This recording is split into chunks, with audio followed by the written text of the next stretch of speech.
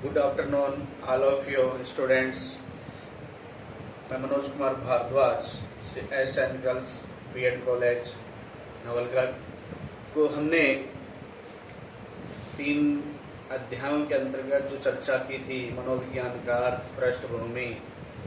अब हम देख रहे हैं शिक्षा मनोविज्ञान का कार्यक्षेत्र, शिक्षा मनोविज्ञान का अर्थ और शिक्षा मनोविज्ञान की प्रमुख परिभाषाएं जो शैक्षिक मनोवैज्ञानिकों ने प्रदान की। आज का विषय ये हमारा ये रहेगा।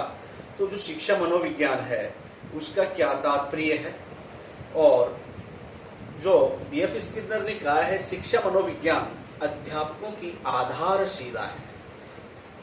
आधारशिला क्या है?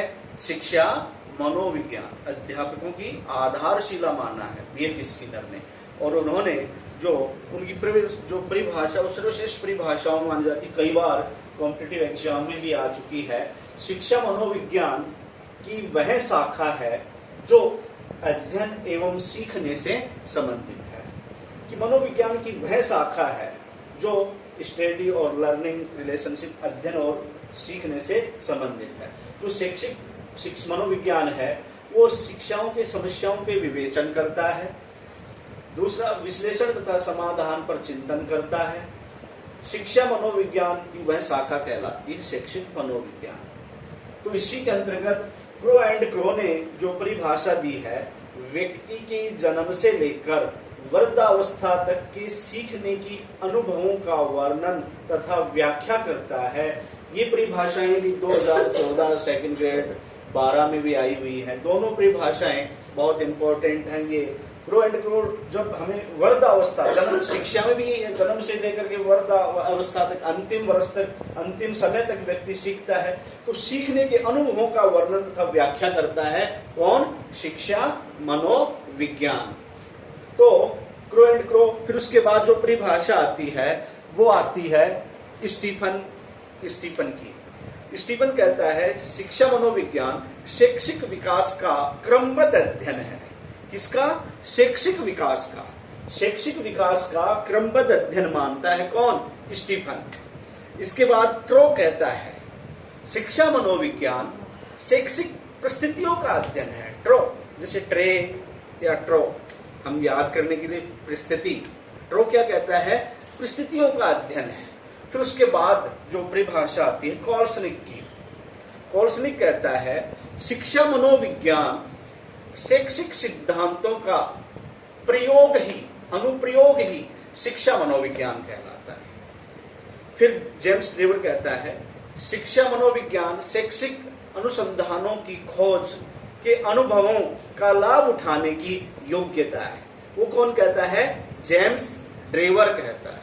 इसके बाद पील महोदय कहते हैं शिक्षा मनोविज्ञान छात्राओं की पृष्ठभूमि, शैक्षिक समस्याओं के चिंतन के जानने, अनुभवों, खोज तथा लाभों की योग्यताओं का पता लगाने के लिए शिक्षा मनोविज्ञान कहलाता है। इसी प्रकार से परिभाषाओं के मंथन करने के बाद कि उन्होंने कहा, B.F. स्किनर ने कहा शिक्षा मनोविज्ञान अध्यापकों के लिए एक आधारशिला है और आधारशिला माना है। इसी क्रम में हम आते हैं कि शिक्षा मनोविज्ञान के जो कार्यक्षेत्र हैं, तो प्रथम शैक्षिक मनोवैज्ञानिक एडवर्ड एल थॉर्नडाइक को माना जाता है जो अमेरिका के थे।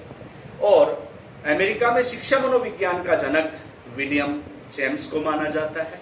और प्रयोगात्मक मनोविज्ञान का जनक विलियम वुंट को माना जाता है जिन्होंने अंतर्दर्शन विधि का प्रयोग किया।